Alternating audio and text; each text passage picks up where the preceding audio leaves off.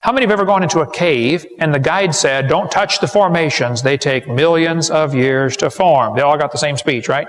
You go over here to, what's the one in Kentucky, Mammoth Cave? Or go to Carlsbad Caverns and they say it took 250 million years. They did a study on these stalactites and one guy said, you know, the fastest they can grow is 2.5 inches per 1,000 years. That's the maximum growth rate. I don't think so. Here are some 50-inch stalactites growing under the Lincoln Memorial. They did that in 40 years. There's a bat covered up with flowstone before it could even rot.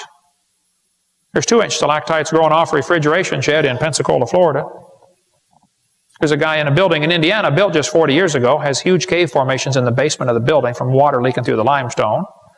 There's a mine was shut down in Australia for 55 years. When they opened it back up to check it out, there were huge cave formations in 55 years.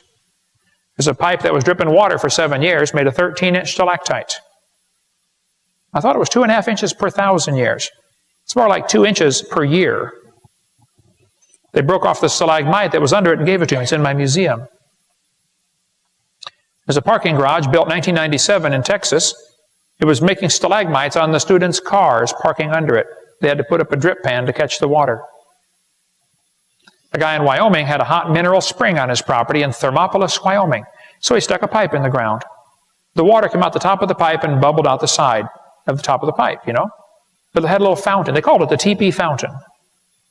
Well, the guy died. They left the pipe sticking in the yard. As the pipe was there, it left behind mineral deposits as the water evaporated. How many have seen these mineral deposits? You get them on your sink up here? Okay. The guy died, and about 95 years after he died, after the pipe was stuck in the ground, I went to see it. Here it is, back in 1998. That would take some lime away to scrub that thing clean, don't you think? Yeah, a little bit. The guy down the street started his later. It's not quite as big, you know. But you know, at the current rate of erosion, the continents will erode flat in 14 million years. The harvest truly is plenteous, but the laborers are few.